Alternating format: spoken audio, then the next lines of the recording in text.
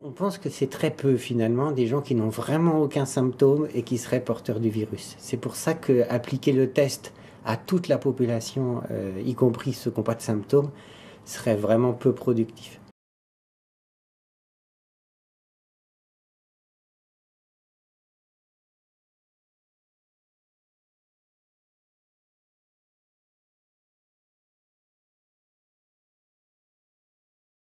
La puissance des fake news est vraiment quelque chose de difficile à contrer. Question difficile, hein, parce que ça s'est posé pour d'autres maladies, mais ça se Mm. pose même pour d'autres domaines.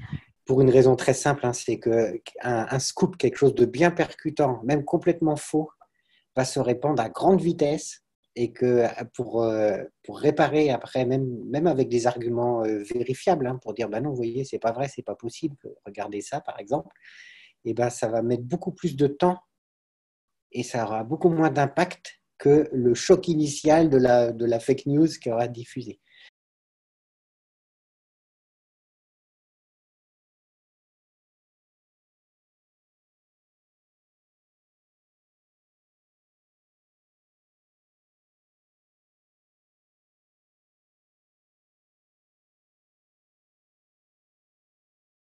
On essaye de réagir à ces agressions des fake news. Là, il faut rester calme, il faut rester correct.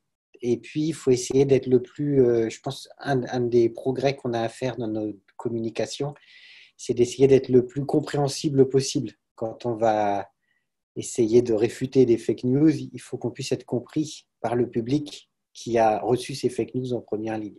Il faut essayer d'être sincère, d'être simple, d'être aussi modeste, parce qu'il y a des choses qu'on ne sait pas bien, mais on peut au moins dire les choses dont ce qui est faux, on peut dire que c'est faux.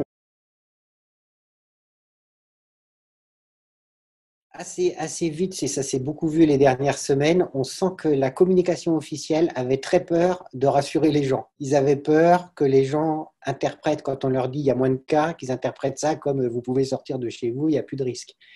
Et du coup, ils ont gardé une communication plutôt négative, alors que ça faisait déjà plusieurs semaines que les choses allaient mieux. Leur logique, c'est qu'ils se disaient, il faut que les gens restent inquiets de façon à ce qu'ils continuent à faire attention, mais c'est un peu infantilisant comme discours. Je pense qu'on aurait pu dire plus tôt, ça va mieux, restez vigilants, mais on a des bons résultats.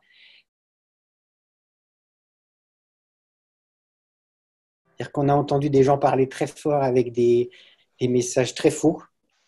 Ça fait Mhm. beaucoup de dégâts. Alors, on est tous pour la liberté, on est un pays de liberté, mais je pense que dans un contexte de crise sanitaire qui inquiète beaucoup de monde, il faudrait pouvoir interdire de communication les gens qui disent des choses fausses, et il y en a eu, et je crois que ça ferait beaucoup de bien aux patients.